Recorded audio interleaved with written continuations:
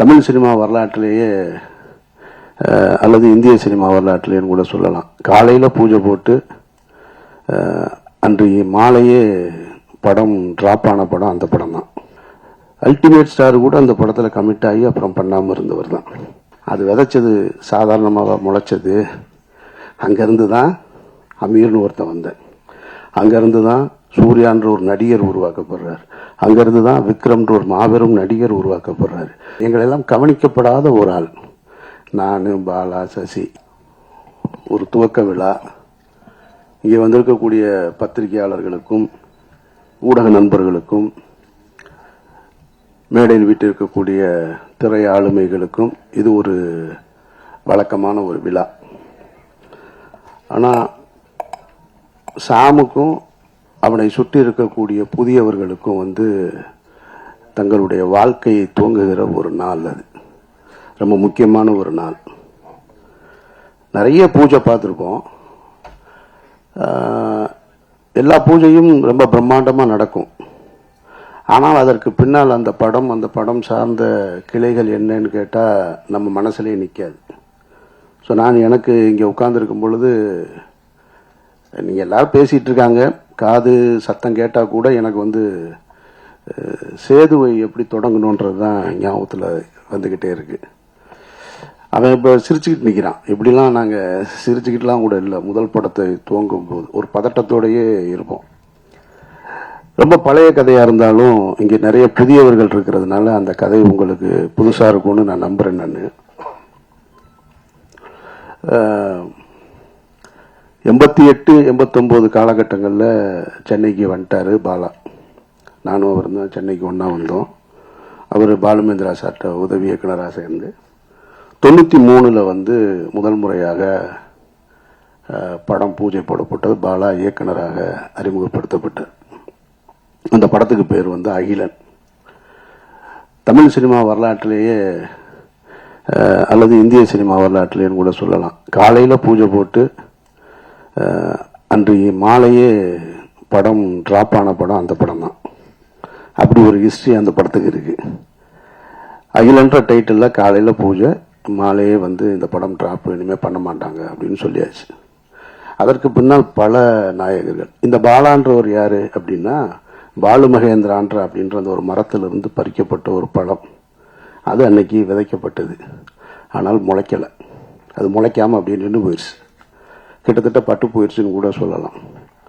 அதற்கு பின்னால் நிறைய புதுமுகங்கள் அந்த படத்தில் நடிக்கணுன்ற கிட்டத்தட்ட அன்றைக்கு பீக்கில் இருந்த திரு ரஜினிகாந்த் அவர்களும் கமலஹாசன் அவர்களும் தவிர, மூத்த நடிகர்கள் தவிர எல்லா நடிகர்களுமே அந்த கதைக்குள்ளே வந்து போயிருப்பாங்க அந்த கதைக்கு. இது போக நிறைய புதுமுகங்களை பார்த்து புதிய தயாரிப்பாளர்கள் அது இதுன்னு பார்க்காத ப்ரொடியூசர்ஸே கிடையாது, பார்க்காத ஹீரோஸே கிடையாது. இன்னைக்கு இருக்கிற பெரிய பெரிய ஸ்டார்லாம் அதில் கமிட் ஆகிருக்காங்க. அந்த தகவல் தவறான தகவலாக இருக்காதுன்னு நினைக்கிறேன் நான். அல்டிமேட் ஸ்டார் கூட அந்த படத்தில் கமிட் ஆகி அப்புறம் பண்ணாமல் இருந்தவர் தான். அப்படி ஒரு ப்ராஜெக்ட் அது. நிறைய ஹீரோஸ் இன்னும் சொல்லிக்கிட்டே போகலாம். நிறைய ஹீரோ. அப்புறம் திரும்ப 97 கந்தசாமின்ற சசிகுமார் இருக்கான்ல நம்ம நடிகர், அவருடைய உறவினர் ஒருத்தர் மூலமாக அந்த படம் துவங்கப்பட்டது. கந்தசாமின்ற ஒரு தயாரிப்பாளர் தான் அந்த படத்தை துவங்கினார். அகிலன்ற படத்துக்கு சேதுன்னு பெயர் மாற்றியாச்சு. அன்னைக்கு காலையில் பூஜை, இங்கே தான் பூஜை, பிரசாத் ஸ்டுடியோவில் தான். அதனால தான் அதை நான் நினைவுபடுத்தி இப்போ நான் சொல்கிறேன். நான் காலையில் பூஜை, நாங்கள் பூஜை போட்டோம். படைப்பாளிகள் ஸ்ட்ரைக் ஆரம்பிச்சிட்டாங்க.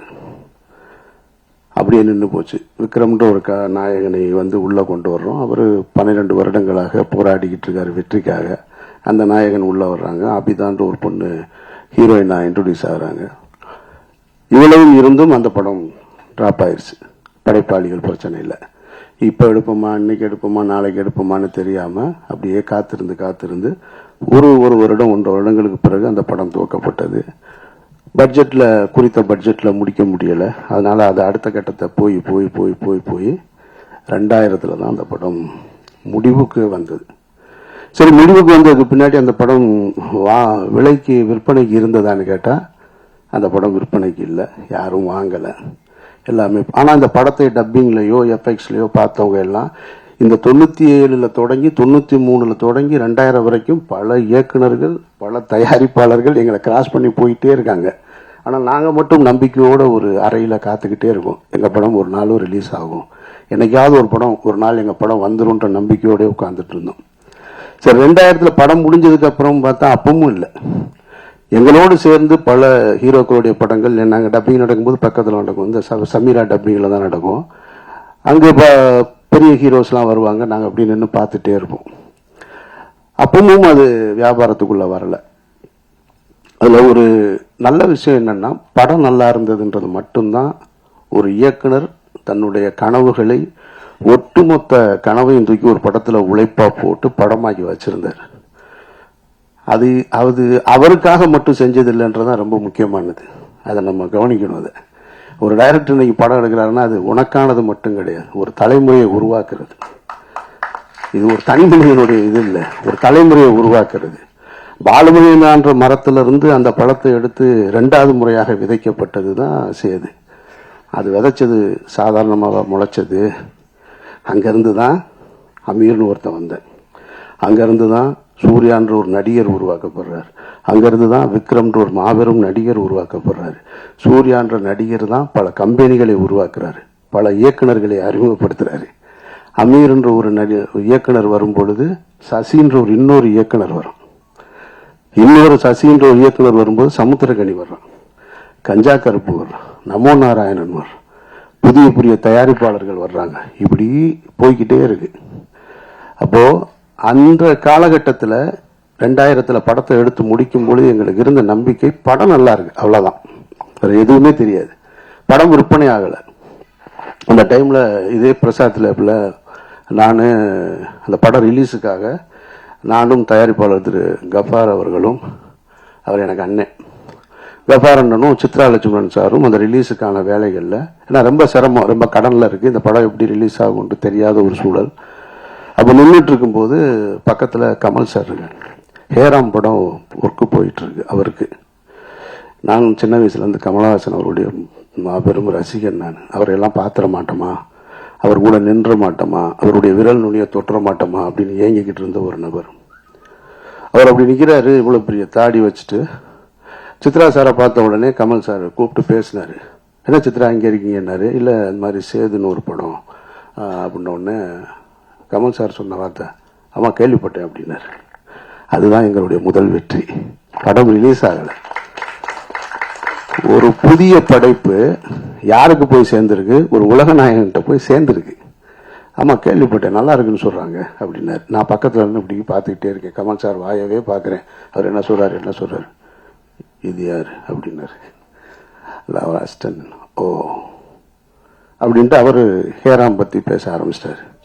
திரும்ப எல்லாம் ஹேராம்லாம் பேசிட்டு திரும்ப ரிலீஸ் ஆயிருமா அப்படின்னாரு. இல்லை, அதுக்கு தான் வந்திருக்கோம் அப்படின்ற. ஓகே, வாழ்த்துக்கள் அப்படின்ட்டு போயிட்டார். ஸோ அந்த படம் அப்புறம் இதே பிரசாத் ஸ்டுடியோவில் தான், லேபில் தான், இதே லேபில் தான் விடிய விடிய நான் பாலா எல்லாம் நின்றுட்டு இருந்தோம். அன்றைய இரவு அந்த பாலாவுடைய நடவடிக்கைகள்லாம் நீங்கள் பார்த்தீங்கன்னு வச்சுக்கல, எங்களெல்லாம் கவனிக்கப்படாத ஒரு ஆள்.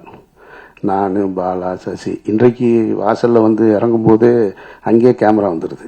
அங்கேருந்து அப்படியே ரிவர்ஸ்லேயே வர்றாங்க ரிப்போர்ட்டர்ஸ்லாம். பாவமாக இருக்கு, எங்கேயாவது தடிக்கி விழுந்துருவாங்களோன்னு. இந்த லேபுக்குள்ளே விடிய விடிய 3 பேர் சுற்றிக்கிட்டே இருக்கோம். அதில் நான் கைலியோட சுற்றிக்கிட்டே இருக்கேன்.